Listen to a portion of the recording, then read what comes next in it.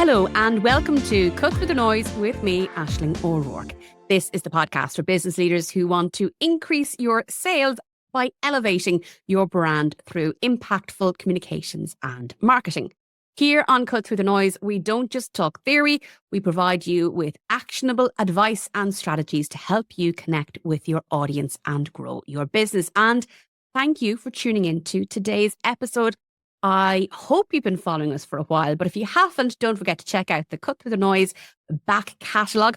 All our episodes for the last 2 years, or the last year, I should say, are up on our page on thecommunicationscoach.ie, Spotify and Apple Podcast. And please do give us a star rating on Spotify, or if you're feeling generous, leave us a comment on Spotify or a review in Apple. It would all be appreciated.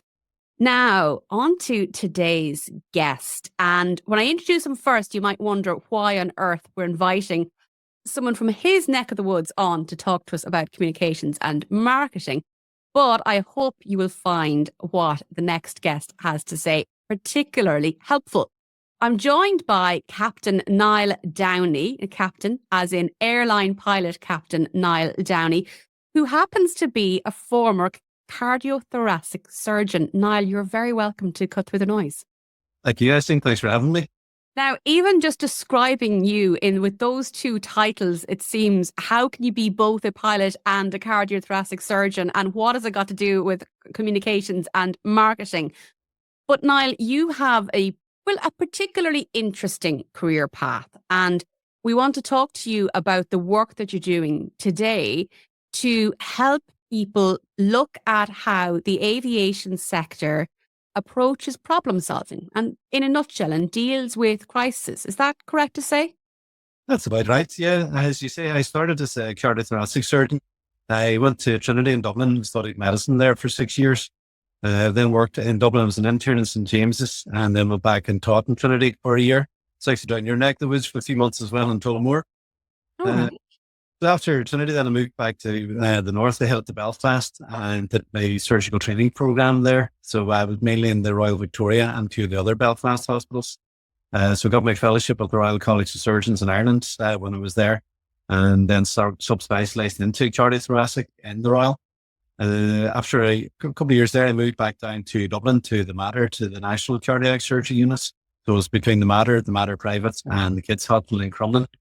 And after a year or so there, I was trying to get a consultant training post. Now, the problem back in the 90s is that there was a new system brought in that to become a consultant, you had to get a consultant training post.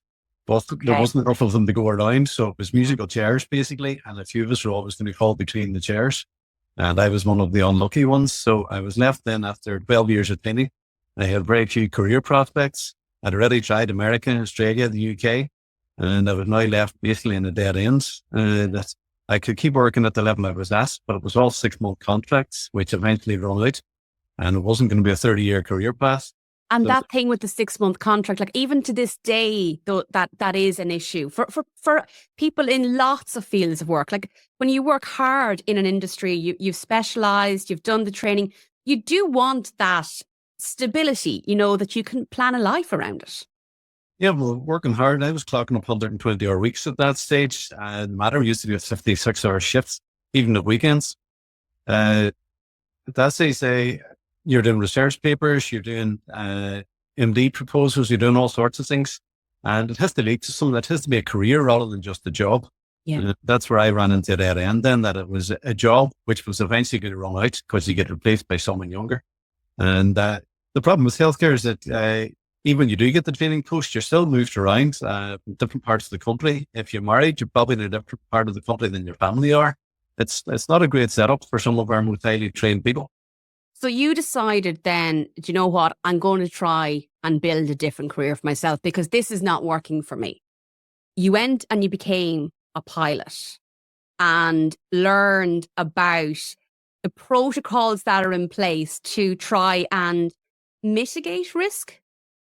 In fact, I was actually very lucky. The shortlist for my training job came out on Monday, and I realised then that I didn't have a long-term prospect in surgery because I'd fallen between the stools. I spent the week processing it, trying to work out what to do next. And on the Sunday, just by pure fluke, Aer Lingus had a half-page ad in Sunday Independent advertising for trainee cadet pilots. So I applied for that. I spent a few months working through the system and got accepted. So then I headed off to Oxford and then Arizona with a group of 10 of us to train as a pilot. And then, as you say, the whole concept was different. Now, to be honest, a lot of them went over my head at the start. It was so different that I just didn't process it. In healthcare, it's assumed that you get everything right all the time. Obviously, it's a very high stakes environment. Failure isn't really tolerated. In aviation, it took me a couple of years to sink in the fact that error is actually accepted and expected as being normal. So aviation has a just culture, whereas if you make a mistake, I make mistakes every day at work, but our system's designed to be able to absorb that and protect us so it doesn't lead to an accident. So I want to stop you there, Niall, because I think what you've said, it's so valuable. So I think people will go, at first they're like, well, of course medicine's high stakes. Of course you can't have errors, but we're human. We make mistakes. We're not perfect. No one is perfect. So in the aviation sector, the attitude is to expect errors, to expect failures, and to plan for them. Basically, if we didn't plan for errors, if our system wasn't designed to absorb them, but they happen plane crashes every day of the week, which obviously wouldn't be acceptable. We focus on the system. Basically, if I make a mistake tomorrow, I can put my hand up and acknowledge it, and Aer Lingus won't hold me personally to blame. No, you'll be held responsible, but you won't be blamed. So we'll then work on the principle that, well, if you weren't a good pilot, why did it take you 25 years to make that mistake? So there must be something in the system that's wrong.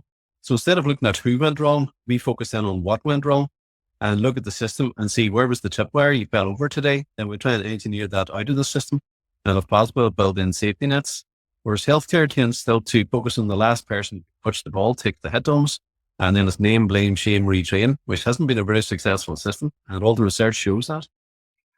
And you've gone into this world of work where you're explaining how the aviation sector addresses problems and the mindset shift, but also having these protocols in place. And it's, you're coming from two, quite large, high stake industries, but what you're talking about, it's applicable to even the smallest of business, really, isn't it?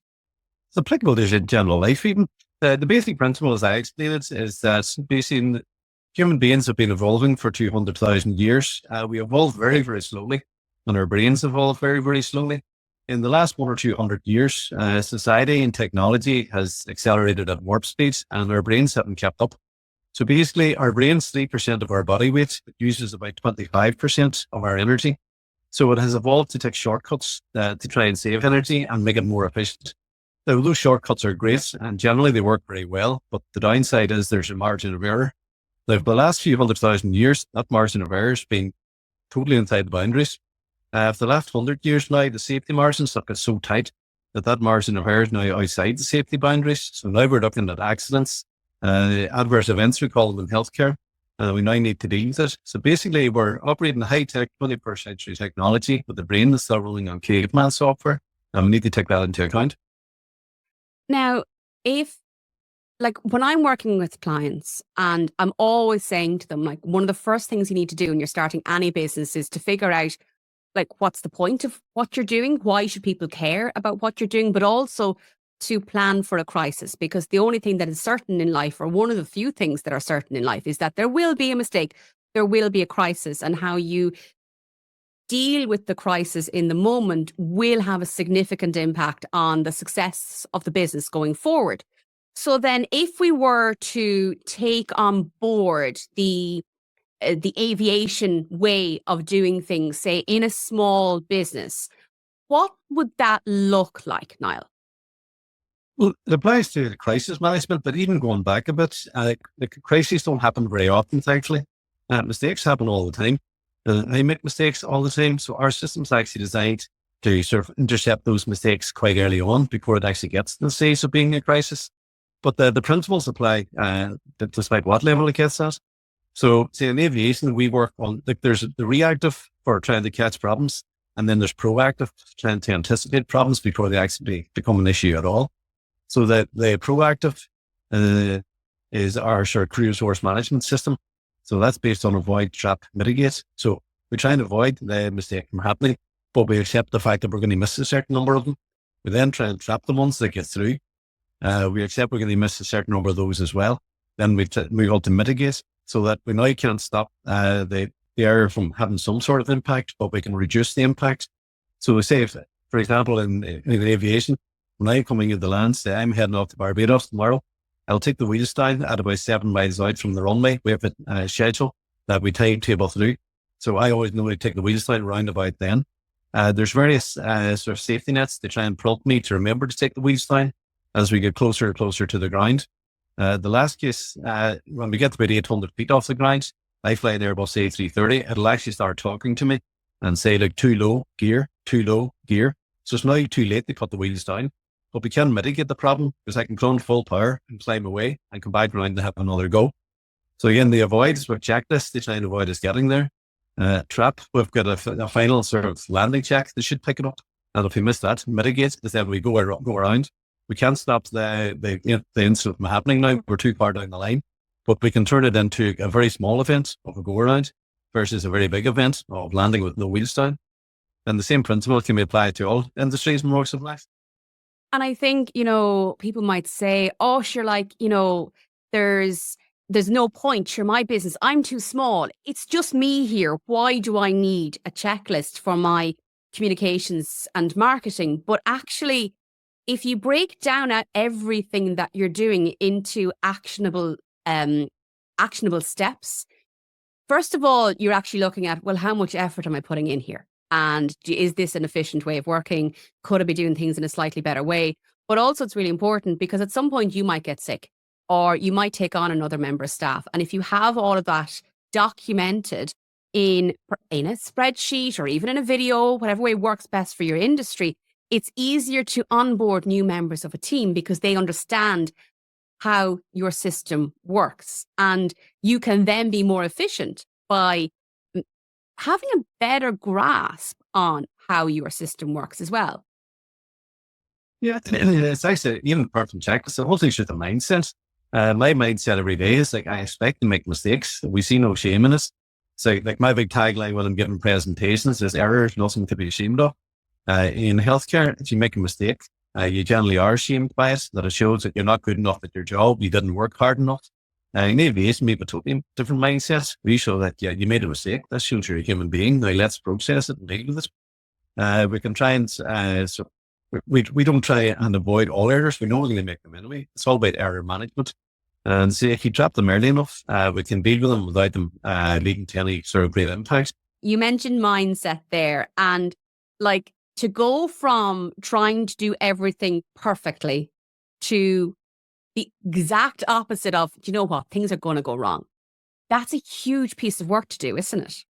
Yeah, well, when I started aviation, it was years before it actually clicked with me what was going on. I was just so ingrained into the fact that everything had to be perfect. Like in cardiac surgery, you didn't get second chances and a lot of stuff. It had to be perfect first go.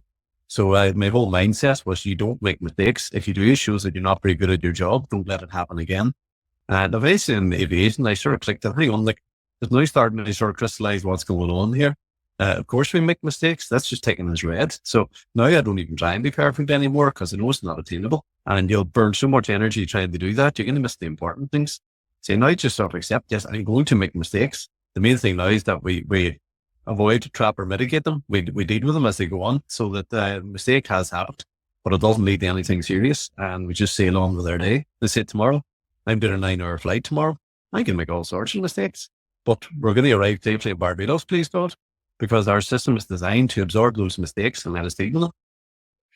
And speaking of those mistakes or those potential errors, I've had the pleasure of seeing you speak live in person. And even though it was months ago, it was early last year, I think, Niall, I still remember you had an example of, I think it was 2 boxes in a hospital room, 2 different medications side by side. Both are needed in emergency circumstances, but for very different reasons.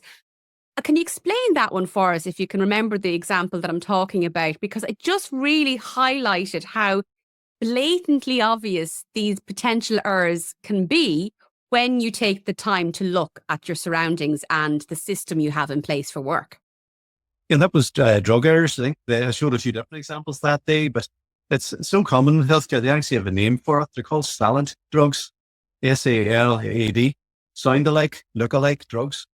So the pharmaceutical industry actually accepts the fact that a lot of their packaging is almost identical for totally different drugs. And a lot of the names are very similar as well. So it was 4 o'clock in the morning when you're on a 36-hour shift, you're knackered, tired, you haven't eaten, and there's all sorts of things happening and your pager's going off. You're not going to be making decisions at 100% capacity. So you are going to make mistakes. When you're reaching for medication, if you put two boxes side by side, which you say are almost identical, chances are you're eventually going to list the wrong one. And in healthcare, because you don't really differentiate for this, the one that you left by mistake might be enough to kill the patient.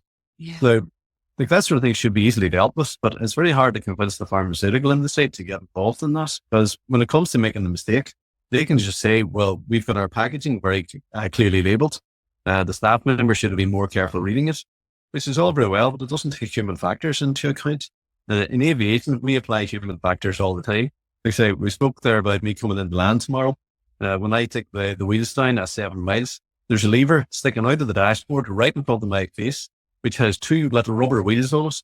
And your two options are up and down.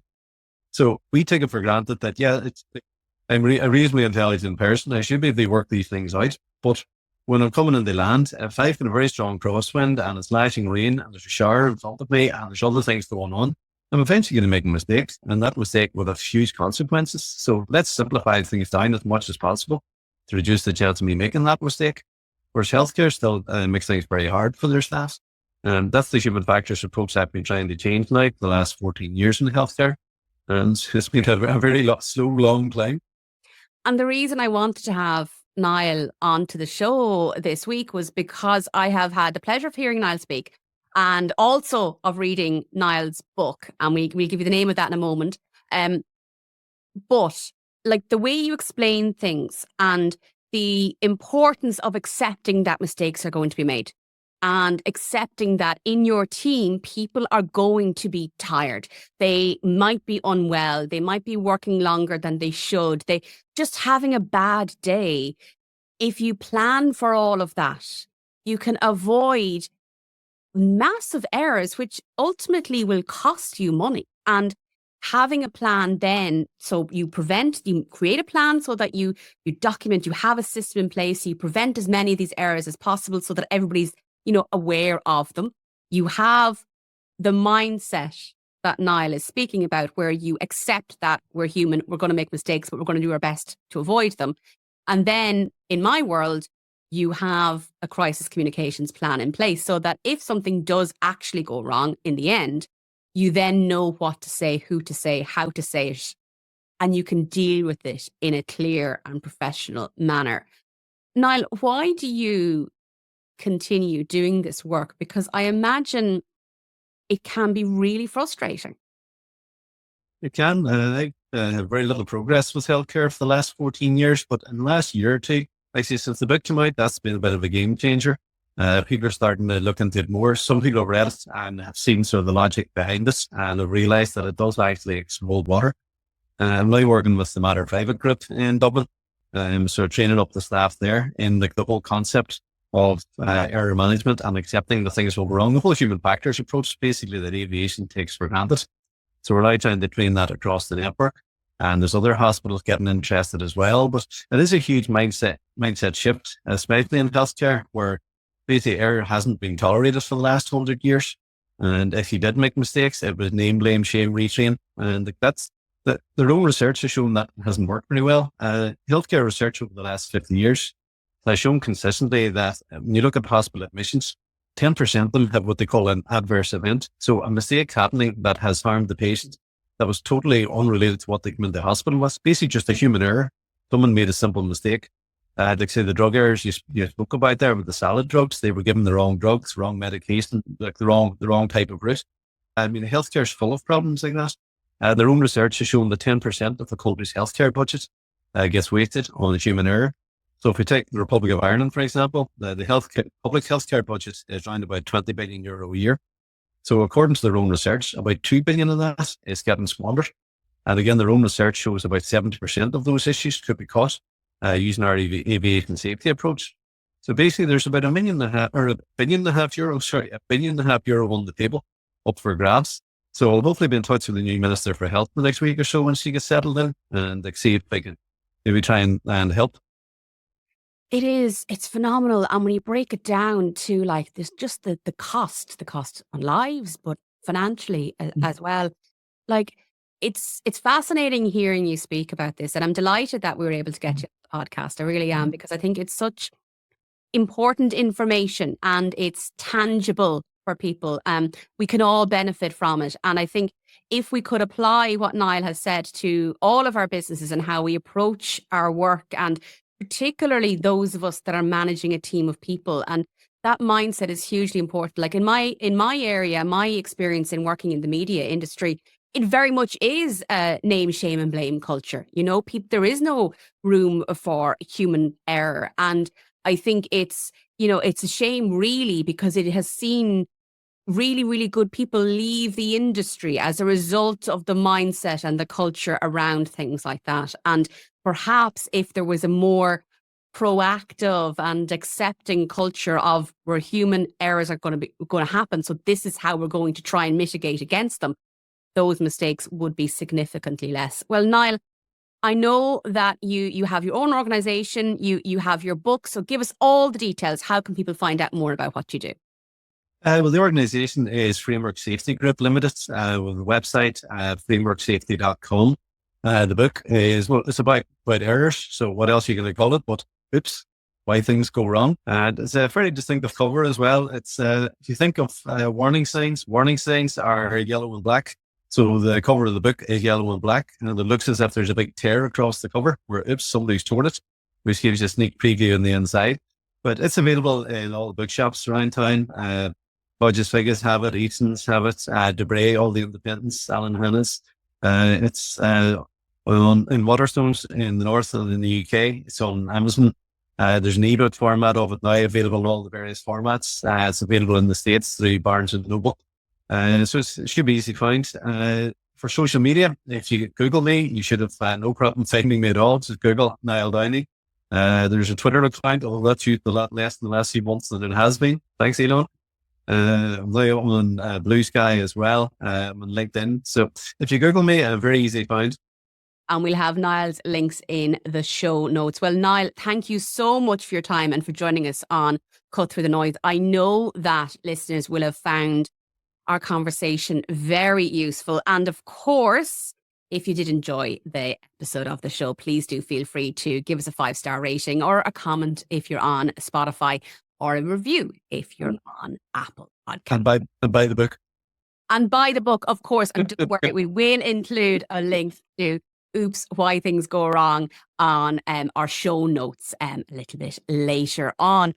Well, thank you for listening to Cut Through the Noise. I hope you are enjoying this series of the podcast. You can find out more about the work that we do at The Communications Coach on thecommunicationscoach.ie. And of course, if you want to connect with me, or if you need personalized advice on your communications and marketing, feel free to email me on hello@communicationscoach.ie, or look me up on LinkedIn at Aisling O'Rourke, or of course, just as Niall said, just Google me, Aisling O'Rourke, and you will find me there. Have a great week, and remember that while content may well be king, clarity is key if you want to stand out from the crowd and cut through the noise.